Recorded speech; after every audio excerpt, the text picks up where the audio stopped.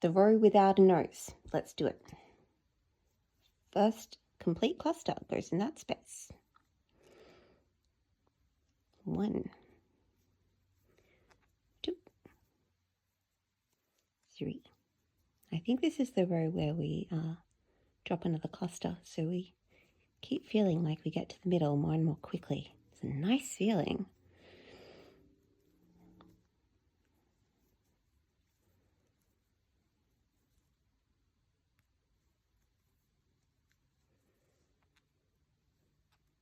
My hook's getting squeaky and sticking. I'm just going to give it a little scrub, rub it through my hair, all that crazy stuff. Try not to touch it with my skin. Oh, that's so much better. I've tried a lot of hooks, but tulip hooks are my favorite for just going and going and going and going. They're so smooth. I think having a hook that doesn't catch on your fiber makes crocheting a much more pleasant and easy experience. Certainly makes it a lot easier to form your stitches regularly. Keep your tension even. Okay, that is our last cluster space before the motif. So now we've been working into this anchor stitch for a couple of rows, but now we're going to ignore it. So we get to chain 6, because we did 5 in the previous row. 1, 2, 3, 4, 5, 6. And now we're going to work into our first of our 7. So, hold on, that's not right. First of our 9. This 9 and 7 has me really bothered tonight. Hey, there's my anchor stitch. I'm going to put single, single, single, half double, skip 1, half double, single, single, single. Okay, 3 singles. 1, 2, 3.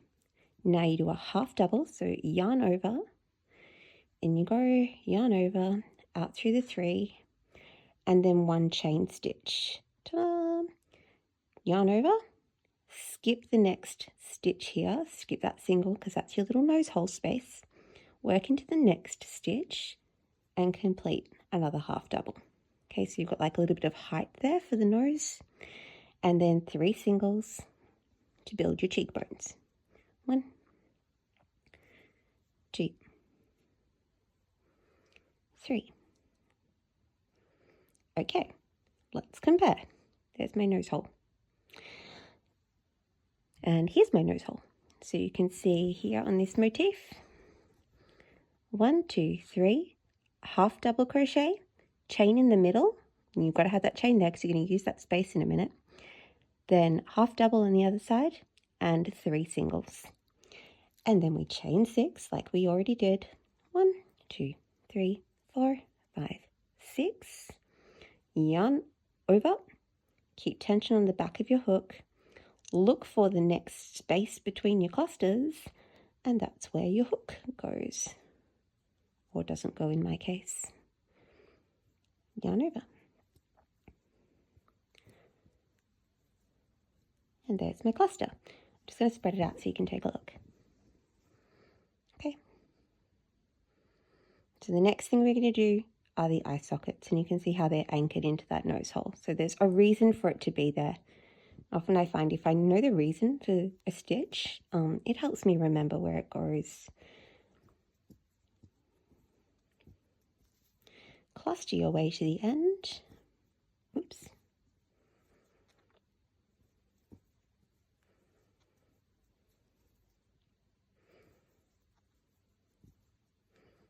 I have quite a two-handed approach to my work. Like I'm really actively holding with my left hand and pinching the stitches and the spaces between my thumb and forefinger.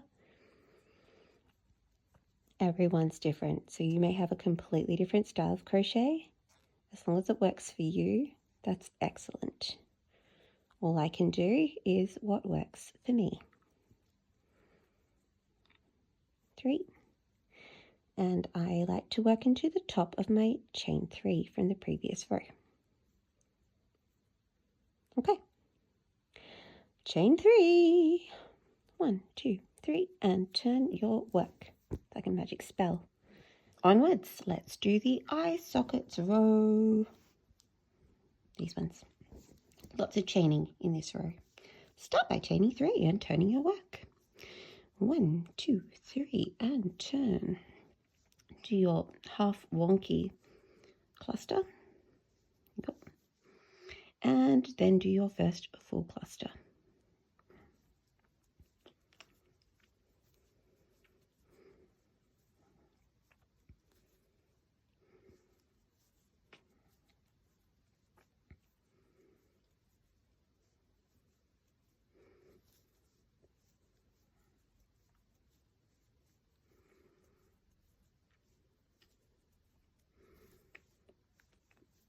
You might have noticed that I've already done half my scarf, so why on earth am I not just working on the panel I've already done? Well, I worked out that if you just make it from end to end, half of your skulls will be upside down, and that doesn't seem desirable to me, so I decided to create my scarf in 2 panels and then seam them together at the top. Alrighty, I've run out of clusters. So now, because this guy had 6 chains, this row of course gets 7. 1, 2, 3, 4, 5, 6, 7. Yarn over, because we're going to do an anchor half double crochet. So into that first stitch, through 3 loops, chain 7.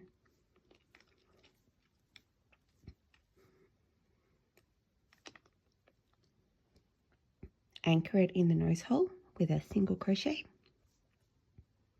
chain 7.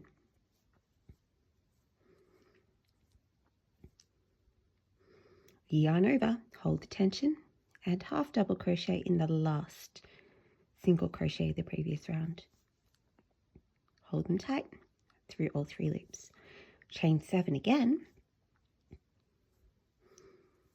5, 6, 7, and return to your usual cluster program. Whoops. So I've skipped over my cluster from the previous row, and I'm continuing my framing out in that diagonal stack of cluster stitches. Oh, my stitch marks are on top of my yarn. Fail.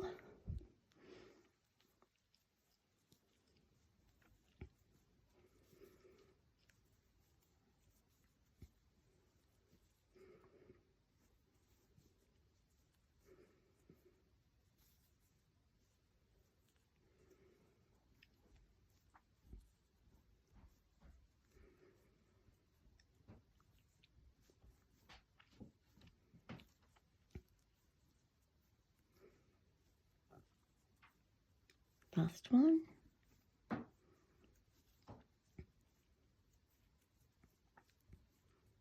And half a wonky on the end.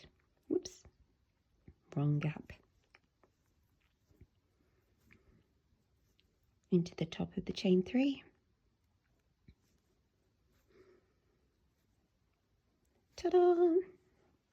So that row forms my eye sockets, you can see. And I have 1, 2, 3, 4, 5, 6 clusters on either end.